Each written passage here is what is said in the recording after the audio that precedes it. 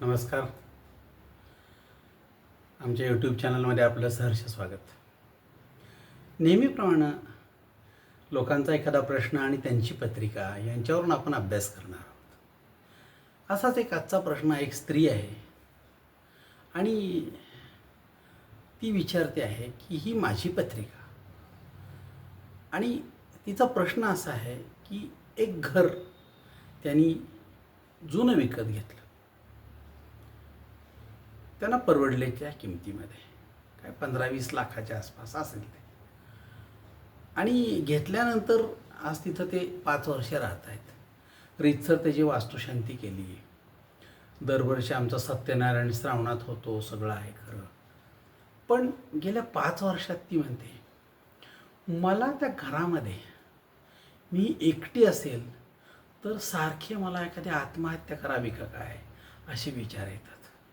आणि इतकं भकास वाटतंय की काय आपण एखाद्या चुकीच्या जागी आलो आहे का. आनंदी तर नाहीच नाही, पण जगायची इच्छा संपत जावी अशा स्वरूपाचं ते घर आहे.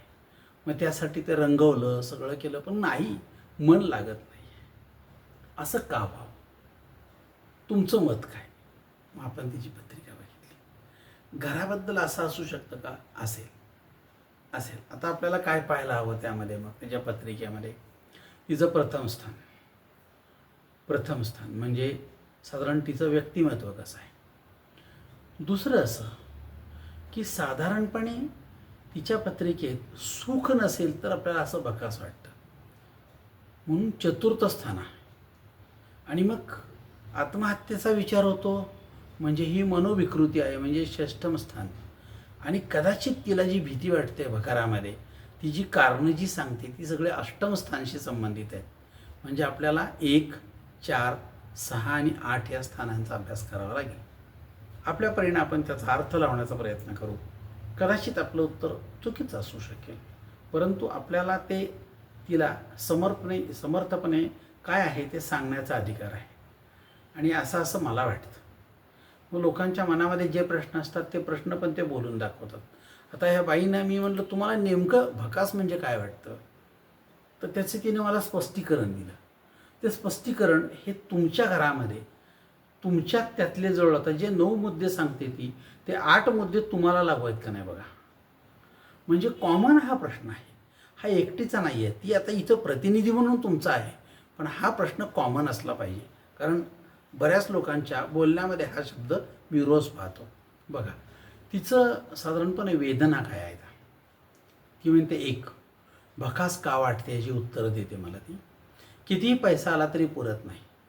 नवरा नोकरी करतो, मुलगा नोकरी करतो, मुलगी नोकरी करते, सून नोकरीला आहे. 4 जणांचा पगार वेगवेगळा घरात येतो, तरीसुद्धा घरात पैसा पुरत नाही. 25 तारखेला पैशावरून वाद होतात.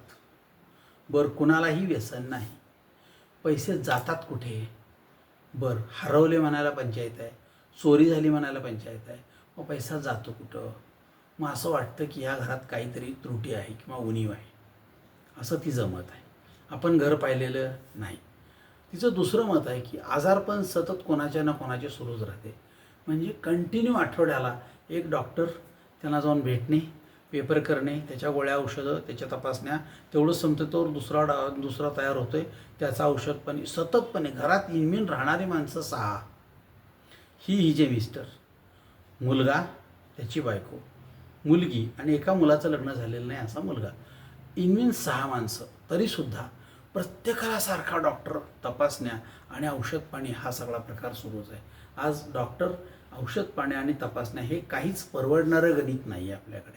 कदाचित तो सुद्धा धननाशाचा एक प्रकार असू शकेल. तिसरं तिचं मत आहे, झोपेत मृत व्यक्तींची स्वप्न पडतात सारखी, जे वारलेले आहेत. म्हणजे तिचे सासू सासरे, ती म्हणते आमच्या एका दिरानं आत्महत्या केली, तो सारखा स्वप्नात येतो. त्यानंतर तिची एक नणंद आहे, ती आत्महत्या म्हणजे तिनं नदीत उडी मारून आत्महत्या केली, ती गरोदर होती, ती सारखी स्वप्नात येते. आणि मग मी तुमच्या घरात येणार आहे असलं काहीतरी बडबडते म्हणे. मग ही म्हणते माझ्या अंगावर काटा येतो, मी रात्रीच उठून बसते. मग हे जर बघितलं तर घरात मोठमोठे ते पितरांचे फोटो लावलेले आहेत. ते काढायचे म्हणलं की घरचे नको म्हणतात. मग ते सारखं बघून माझ्या डोक्यात तेच यायला लागलं आहे. असं ती म्हणते. आता ती योग्य का अयोग्य हा त्या त्या व्यक्तीचा त्या त्या वेळचा धर्मशास्त्राचा विषय आहे, आपण तो आज चर्चेचा नाही आपला.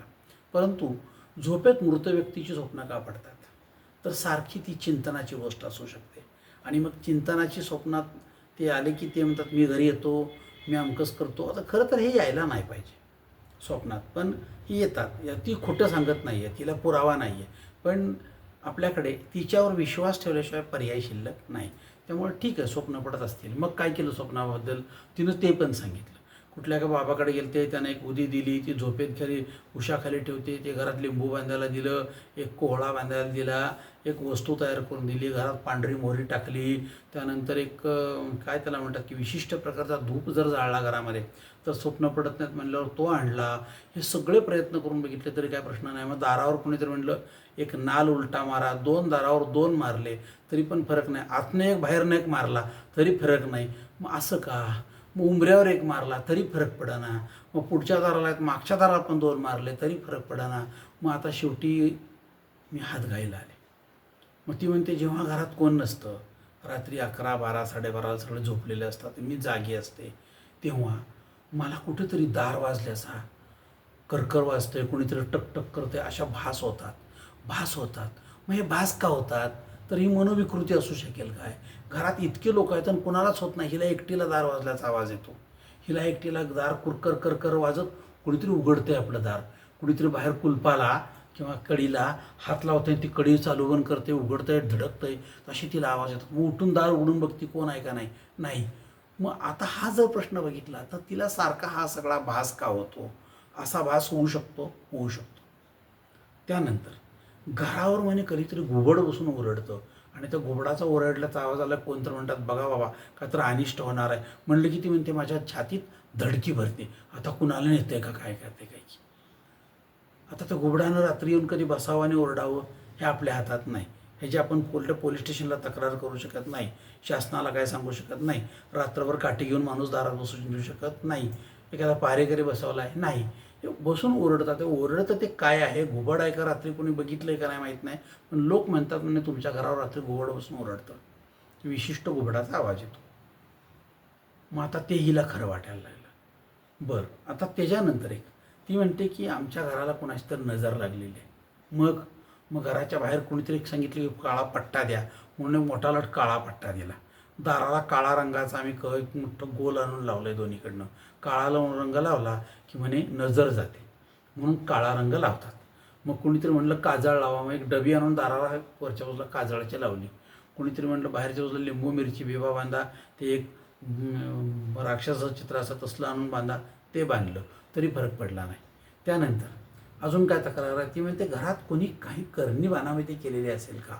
कारण असं की आम्ही जे घर विकत घेतलं त्याच्या अगोदर ती जे कोण राहत होते ती व्यक्ती म्हणे करणी बाणामध्ये करत होती. त्यांची एक सून घरामध्ये आत्महत्या करून वारली. आता ह्या गोष्टीला 25 वर्ष झाली असं शेजार पाजारी म्हणतात. मग 25 वर्षानंतर सुद्धा ते असेल काय? मला आता सारखं तेच वाटायला लागले म्हणते. मग परवा एकदा म्हणजे दार उघडलं तर बाहेरच्या बाजूला कोपऱ्यात म्हणे केस, लांबलचक पांढरे झालेले जरा केस, हिरव्या 4-5 बांगड्या आणि साधारणपणे 2 लिंब कापलेली, त्याला हळद कुंकू लावलेलं, हे एका प्लॅस्टिक पिशवीत बांधून कोपऱ्यात टाकलं होतं. ती म्हणली मी त्याला हातसुद्धा लावला नाही, पण बघितलं माझ्या अंगावर काटा आला, मला तेव्हापासून जेवणच जाईना. आता ह्याचा परिणाम असेल का? मानसिक 100% आहे. प्रत्यक्षामध्ये होईल का नाही फिजिकली माहीत नाही, पण मानसिक 100% आहे. मग कोणतरी काय म्हणतं, हे अजून 2-4 जागी जाऊन बघून आली, माझ्याकडे म्हणजे शेवटी आलेली 10 ज्योतिषी बघून आली आहे. हा पितृदोष किंवा वंशदोष आहे का, असं तिचं मत आहे. हा पितृदोष असेल तर आम्ही पितरांचं कधीच काय करत नाही, हा एक फार मोठा दोष आहे. म्हणजे यावर्षी एखाद्या पितरांचं काहीतरी आम्हाला त्या साधारणपणे आपण म्हणतो गणपती पाण्यात पडल्यानंतर त्या माळाच्या महिन्यात करतात, तरी कोणीतरी सांगतं की अरे त्या अमक्यात आपल्यात कोणतरी तमक्या पाहुणा वारला आहे, त्याला वर शिवायचं तोपर्यंत करायचं नसतं म्हणून आम्ही करतच नाही. म्हणजे काहीतरी कारण सांगून ते टाळलं जातं आमच्यामध्ये. ते अमक्याची डिलिव्हरी झाली पोर, ते आपल्याला सोयर आलं आहे, करता येत नाही, असं काहीतरी कारण सांगितलं जातं आणि आपल्याला टाळलं जातं. आम्ही कधीही कुठल्याही पितरांचं काहीही पायपूजन, तर्पण, हवन काही केलेलं नाही. आम्हाला ते आमच्या नवऱ्याला आवडतच नाही. मग आता हा पितृदोष असेल किंवा वंशदोष असेल तर त्याचं कोण करणार? त्यानंतर लोक असे म्हणतात की हे घर आम्ही विकत घेण्यापूर्वी एक बाळंतीण इथं वारली होती आणि त्या बाळंतिणीचा काही अंश तिथं राहिला आहे म्हणे. आता तर राहिला आहे म्हणतात म्हणजे कशावरून? तर ही म्हणते त्या घरामध्ये कुणाची त्यानंतर डिलिव्हरी झालेली नाही. आमच्यानंतर ते 5-6 वर्षे लोकांना भाड्यानं दिलं होतं, पण कुणीही राहत नव्हतं त्यामध्ये. त्यानंतर कुणालाही मूल झालेलं नाही राहिले ते 2-3-4 लोक. मग असं कसं काय? ह्यांना पण मुलं दुसरीकडे झालेली मग विकत घेतलेलं आहे. मग ह्या घरामध्ये वंशदोष आहे असं म्हणतात ते त्या बाळंतिणीचा. मग आता ते शोधणार कसं? तो एक प्रश्न आहे. आणि ती म्हणते मी जेव्हा एकटी असते घरात तेव्हा इतकं भकास वाटतं, दरदरून घाम फुटतो, झोपेतनं जागी होते. बसलेली असेल तर काहीतरी पडलेला आवाज येतो, कुठला तरी गॅसचा आवाज येतो, मग पळत गेलं तर गॅस नाही. असं का व्हावं? एकदमच पंखा सुरू होतो, एखादी लाईट एकदमच लागते आणि बंद पडते. असं का होतं? मग असं जर झालं असेल तर मला अशी भीती वाटते की ह्या घरात मला काहीतरी दगा फटकावण्याची शक्यता आहे. मग ह्या तिचं जे वक्तव्य जे आहे ते वक्तव्य काय असावं म्हणून आम्ही तिची पत्रिका काढली. पत्रिका काय तिची? हे बघा, हे कॉमन आहे, पण ह्यामध्ये मानसिकता फार मोठी आहे. आता या मानसिकतेला आपल्याकडं उत्तर नाही. मानसिकतेला काही उपाय आहे, ते करून मानसिकता कमी होऊ शकते. पण मानसिकतेचं वेळ किती मोठ्या प्रमाणावर आहे माहिती नाही. ती म्हणली की मी एवढंसुद्धा करून बघितलं. एक घर बघणारे लोक असतात, ज्याला आपण म्हणतो की वास्तुशास्त्र. त्या वास्तुशास्त्र लोकांना आणलं आणि सगळं दाखवलं. त्यांनी काय 3-4 हजार रुपये घेतले, सगळं केलं काय तर म्हणले, आणि त्यांनी 2 लाख रुपये का 1.5 लाख रुपयाचं काहीतरी पॅकेज दिलं. हे एवढं एवढं आणून लावायला पाहिजे. आमचा नवरा म्हणला ह्यातलं 1 रुपयाचं सुद्धा मी काय लावणार नाही, मला नको आहे ते. 1.5-2 लाख रुपयाचं काय तर ते मी अमकं लावतो, तमकं लावतो, लुबाडायला म्हणले आपल्याला. हे 2 लाख रुपयाची वस्तू आहे काय ती? हां, मग नको म्हणला.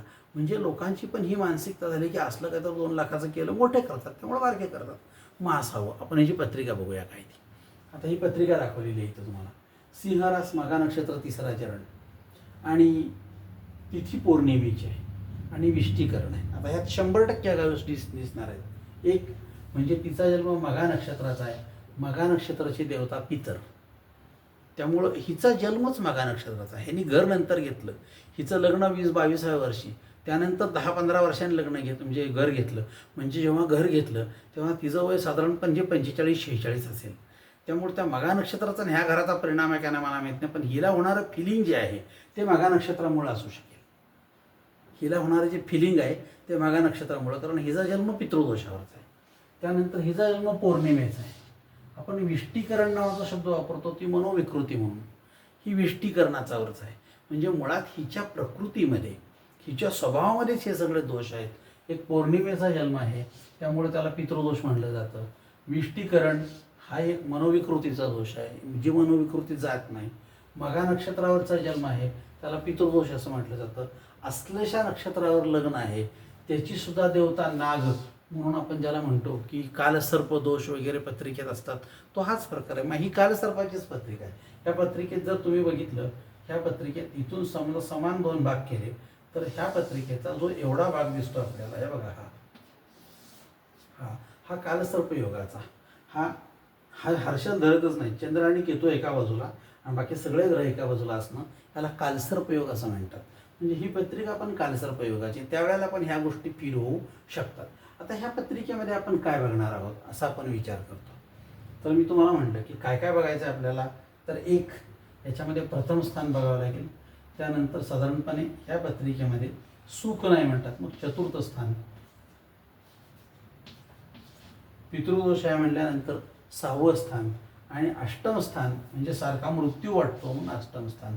ह्या 1, 4, 6, 8 या 4 स्थानांचा आपण अभ्यास करूया. आता बघायचं ही प्रकृती कशी आहे, ह्या बाईंची प्रकृती कशी आहे. साधारणपणे ह्या व्यक्तीचं व्यक्तिमत्व कसं आहे बघा. हे व्यक्तिमत्व भकास वाटण्यासारखंच आहे. म्हणजे हिचं डोकं जे आहे त्याच्यामध्ये उंदराचे सारखं लोकांना कुरतडायचं, काहीतरी नासधूस करायची असा स्वभाव असणाऱ्या व्यक्ती त्यांची उंदीर येऊन येते. बेळात राहायचं, बाहेर घ्यायचं नाही. बघा तुम्ही, मग हे घरातच राहायचं, बाहेर यायचं नाही. बाहेर पडा, जरा फिरा, 4 चौघांच्याकडे जा, 4 नवीन गोष्टी वाचा, एखादा छंद लावून घ्या. म्हणजे ते घर आणि त्यातल्या सगळ्या ह्या गोष्टी डोक्यातनं जातील. ते जर झालं नाही तर उंदरासारखं घरात बेळात राहून कुठलेही छंद नाहीत, कुठलं काही नको, टी व्ही लावायला नको, अमकं नको, विणकाम नको, भरतकाम नको, काही नको म्हटल्यानंतर सारखं त्या घरामध्ये फील व्हायला लागलं की काच वाजते, पत्रा वाजतो, ट्यूब लागते, फॅन लागतो, फॅन बंद पडतो, सतत चांगली लाईट लावलेली आणि लाईट गेली तर पण लाईट जाऊ शकते. आणि पुन्हा तुम्ही काहीतरी बसलाय आणि अचानक ती लाईट आली तरीसुद्धा हिला भुताटकीच वाटते. म्हणजे हा सुद्धा भाग एक फिलिंगचा भाग आहे. म्हणजे आपण काय समज करून घेतो त्याच्यावर अवलंबून आहे. म्हणजे हा पितृदोषाचा भाग असू शकतो, हाही पितृदोषामध्ये येतो. आता हे सगळं पितृदोषाचं असेल तर आपण विचार करूया की यांच्या प्रथम स्थानाचा विचार करणार. ते पहिलं स्थान, प्रथम स्थान. तर प्रथम स्थान जर बघितलं आपण तर लक्षात येईल की हे मघा आणि आश्लेषा नक्षत्रांमध्ये काय दोष आहेत आपण बघूया दोन्ही पण. आता हे मघा नक्षत्र आहे, हे सिंह राशीतलं अंत्यनाडीचं नक्षत्र आहे. बघा क्षत्रिय वर्णाचं म्हणजे मघा नक्षत्र हे आक्रमक नक्षत्र आहे, लक्षात घ्या बरं का, आक्रमक नक्षत्र आहे. ह्या नक्षत्राच्या बरोबर आपल्याला असेल की हे अग्नितत्वाचं आहे. तर अग्नितत्व म्हणजे काय तर सततपणे बारक्यासारख्या गोष्टीवरून तापायला होतं त्यांना. अमकं झालं म्हटलं तर हे असं का झालं हा प्रश्न त्यांच्या पुढे सारखा येतो. त्यामुळे हे अग्नितत्व तुमच्यावरती काम करतं. आता ह्यांची पत्रिका आहे, जी पत्रिका आहे मघा नक्षत्र आहे, हे अधोमुखी नक्षत्र आहे. अधोमुखी म्हणजे काय तर साधारणपणे खाली बघणार म्हणजे मागं बघणार. सारखं मागं काय झालं, घरात कोण राहत होतं, कोण वारलंय का, ह्या कशाला उचकून काढायला लागलात गोष्टी, पण काढल्या जातात. कोणीतरी सांगतं आणि सांगितलं की मग ते अजून काय माहिती का कुणाला म्हणून दुसऱ्याला पकडलं जातं. मग अजून 10 वर्ष 20 वर्षापासून इथं कोण राहतंय ते अमकं, मग त्याला जाऊन म्हणजे कोण आजी घरात आहे का तिला, मग ती काय सांगते तिला असं माहीत असतं 4 आणे, ती त्यात 50 पैशाचं काय करते चुरमुरे घालते आणि मग त्याचे भडंग करून 75 पैशाच देते आणि मग डोक्यात आपल्या ह्या गोष्टी येतात. त्यामुळे आपण ह्या गोष्टी मागच्या जर काढत राहिलो अधोमुखी तर ते एवढं भांडवलून डोक्यात जातं आणि मग डोकं घर करायला लागतं.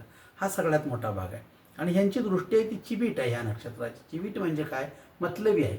त्यांनी चांगलं सांगितलं तर ऐकायचं नाही, वाईट सांगितलं ते मात्र सगळं ऐकलं जातं. तिनं चांगलं सांगितलं की ह्या घरात जी मंडळी राहत होती त्यांना मुलं होती, त्यातला एक मुलगा आज जिल्हाधिकारी झालेला आहे. ह्या घराला अतिशय चांगला वारसा आहे.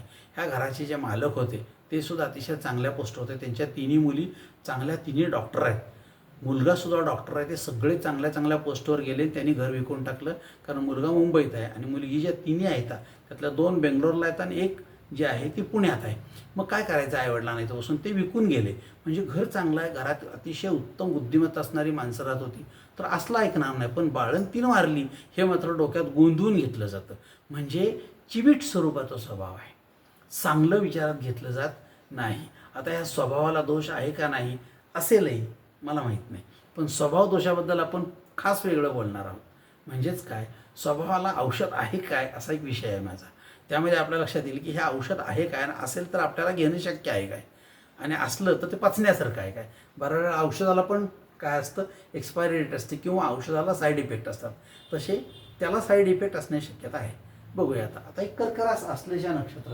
ह्या आश्लेषा नक्षत्राचे काही गुण आहेत ते पण त्या व्यक्तीमध्ये येतात. कारण ती साधारणपणे हे शरीर आणि हे डोकं, मघा नक्षत्राचे गुण डोक्यात जातात आणि लग्नाचे गुण ते शरीरात येतात कारण रवीवरून आलेली कुंडली. मग आता हे आश्लेषा नक्षत्र हे विप्रवर्णाचं आहे. विप्रवर्णाचं म्हणजे मी माझं भलं कोणाच्या आद्यात नाही मध्यात नाही, कोणाकडे जात नाही येत नाही काही नाही, कुठला छंद नाही, अमकं नाही तमकं नाही तमकं नाही काही नाही. असं जर असेल तर व्यक्ती काय होणार, निराश होणार आणि नाराज होणार. आता ही पण अधोमुखी आहे. म्हणजे मागचं सगळं काढायचं, कुणाला जायचं काहीतरी विचारायचं, खोदायचं आणि ते डोक्यात घ्यायचं. आता अजून एक म्हणजे काय तर ह्या नक्षत्राची दृष्टी आहे ती मंद आहे. मंद आहे. मंद म्हणजे काय तर विचार करण्याची क्षमता कमी असणं, समोरच्यानं सांगितलं की ते ऐकणं आणि ते लगेच बरोबर आहे असं मानणं, अशी दृष्टी आहे. पण मुळात हे जलतत्वाची रास आहे. जलतत्वाची म्हणजे काय तर समोरच्या माणसानं काय सांगितलं ना की ते हो हो म्हणून ऐकलं जातं, रेकॉर्ड केलं जातं, डोक्यात घेतलं जातं आणि त्याच्याबरोबर होय का असं झालं होय असं आपण एखाद्या महिन्याभराच्या लहान बाळाशी कसं बोलतो त्याला काही कळत नसतं, ते हो कळतं. तसं हे लोक बडबडत असतात आणि हे लोक त्यांच्याशी ऐकून त्याला प्रतिसाद देतात. मंदबुद्धी, स्वतः काय त्याच्यावर बोलायचं नाही. होय असं आहे होय असं झालं असं बरोबर असायचं आणि मग ते नंतर डोक्यात आत घेतलं की ते बाहेर जात नाही आणि मग मनोविकृती तयार होते. फार मोठ्या लोकांचा प्रश्न आहे हा, फार लोकांचा. आता प्रश्न असा आहे की ह्या नक्षत्राची देवता सर्प असल्यामुळं साधारणपणे ह्या व्यक्तीला कालसर्पयोगाची दृष्टी असू शकते. आता ही दृष्टी जर कालसर्पयोगाची असेल तर आपल्याला काय करावं लागेल म्हणून आपण विचार करतोय. मग आता प्रश्न असा आहे की ह्या सगळ्या नक्षत्रांचा आपण जेव्हा विचार करतो तेव्हा आपल्याला ह्या 4 गोष्टी बघायच्यात. त्यातल्या कोणकोणत्या गोष्टी बघायच्यात आपलं ठरलेलं आहे बघा. एक प्रथम स्थान. प्रथम स्थानाचा विचार करताना हा कर्क राशीचा केतू हा प्रथम स्थानात कर्क रास आहे. कर्केचा केतू जो आहे तो साधारणपणे मनोबल जे आहे त्याच्यापेक्षा अंगातली शक्ती इम्युनिटी ही जी आहे ही काय करतो तर कमी करतो. आणि मुळात केतू म्हणजे काय तर कुळाची उन्नती करणारा, कुळाची उन्नती करणारा म्हणजे कुळात जन्माला येणारा मुलगा किंवा आमच्या घरात जन्माला येणारी संतती. मग ही आहे का अस्तित्वात? नाही. मग ही आहे असेल तर ती चांगली असेल का वाईट असेल याच्याबद्दल विचार केला जातो. मग केतू हा जो आहे तो लग्नी आहे. म्हणजे हिच्या डोक्यात सारखं काय, ज्या मुलाचं लग्न झालंय त्याला संतती का होत नाही हा प्रश्न आहे का? होय होय होय होय म्हणली. 4 वर्ष झाले लग्न होऊन त्याला संतती नाही म्हणून कोणतं म्हणते त्या घराचा दोष आहे. मग साधारण हिच्याच पत्रिकेमध्ये केतू जर लग्नी असेल तर संततीचे प्रश्न ह्यांच्या घरामध्ये येणार. म्हणून साधारणपणे प्रथम स्थानाचा परिणाम त्या घरावरती होऊ शकतो काय, किंवा घरातल्या माणसावर सतत जर तुम्ही त्याच गोष्टी बोललात तर त्या गोष्टी होऊ शकतात. त्या मुलाला जुन्याने सांगितलं की आपल्या घरात पितृदोष आहे तुम्हाला संतती होणार नाही असं मला 2-3 ज्योतिषांनी सांगितलेलं आहे. तर साधारणपणे हे सगळं ऐकल्यानंतर त्याचे त्यांच्या मनावर आणि मनाच्या शरीरावर परिणाम होतात की आपल्याला मुलबाळ होण्याची शक्यता नाही. असं जर झालं तर आपली मानसिकता खचते आणि खचलेल्या मानसिकतेला शरीर जे आहे ना ते त्याप्रमाणे रिॲक्ट करतं. म्हणून मानसिकता खचू द्यायची नसेल तर आपल्याला चुकीच्या गोष्टी ऐकायच्या नाहीत. पण आता इथं त्याला पर्याय नाही. हा प्रथम स्थानचा हेतू. आता प्रथम स्थानावर राहूचं प्राबल्य म्हणजे सप्तम स्थानातला राहू हा काय करतो, प्रथम स्थानावरती पूर्ण दृष्टी टाकतो. राहू म्हणजे ताकद. मग साधारणपणे ह्या व्यक्तींना हे असलं ऐकल्यानंतर ते सगळ्यांना सारखं बडबडायची ताकद येते. ताकद येते म्हणजे मस्ती येते थोडक्यात. येईल त्याला सांगायचं आमचं घर दोषी आहे, पितृदोष आहे, ते अमकं आहे तमकं आहे, ह्या घरात ते अमका संबंध होता, ते अमकं होतं तमकं, पाया काढताना म्हणणं कोणाला तर ते हाडं सापडली बारक्या बारक्या पोराची. हे कोणीतरी सांगितलं, कोणी ऐकलंय काय नाही माहीत नाही, प्रत्यक्षात पाहिलंय काय माहीत नाही, पण त्या गोष्टी डोक्यात घेतल्या आणि सगळ्या गावाला सांगितल्या की साधारणपणे तुमच्या डोक्यात त्याच गोष्टी बसतात. म्हणजे हा पितृदोष तुमच्या मानसिकतेतून शरीरामध्ये आणि शरीरातून घरात घुसतो आणि घरात घुसला की तो बाहेर निघत नाही. हा सगळ्यात मोठा दोष. एक आपल्याला दुसरं बघायचं आहे 4 नंबर. 4 नंबरला जर आपण आलो तर लक्षात येईल की साधारणपणे इथं तुळ रास आहे. तुळेचा जो स्वामी आहे तो शुक्र आहे, तो उच्चीच आहे, पण तो मीन राशीमध्ये आहे. तो भाग्योदय करतो. म्हणजे तुम्हाला साधारणपणे चतुर्थ स्थान जे ते यश देणार आहे, पण तुमचं यश हे भाग्योदयाकडे येणार तुम्हाला. परंतु हा जो शुक्र आहे हा गुरुच्या राशीमध्ये, त्यामुळे गुरुचा शुक्राशी संबंध आला तर गुरुचा शुक्र कोण आहे, शत्रू आहे.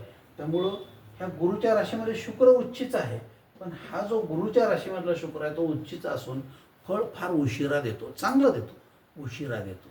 मग उशिरा देणारं फळ जर असेल आणि यांच्या लग्नाला 4 वर्ष झाली असतील सुनेच्या आणि मुलाच्या, तर यांना 4 वर्षानंतर जर फळ मिळणार असेल तर तोवर सासूला या दम निघायला पाहिजे की नाही निघणार. मग त्यालाच पितृदोष नाव आहे.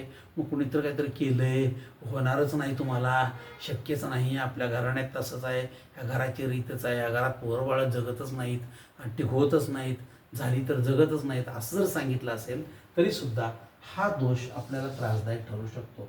म्हणजे चतुर्थ स्थानचा स्वामी जो आहे तो शुक्र उच्चीचा आणि मीन राशीत असून तो भाग्योदयाकडे येणारा चांगला असला तरीसुद्धा आपला भाग्योदय करणार नाही असं जर तोंडानं बोललं जात असेल सारखं, तर त्याचे परिणाम माणसाच्या शरीरावरती 100% होणार. आता प्रश्न असा येतो की आपल्याला ह्या प्रथम, चतुर्थ, षष्टम स्थानाकडे जायचं आहे. षष्टम स्थानामध्ये स्वतःच्या राशीतला धनुराशीत गुरु आहे.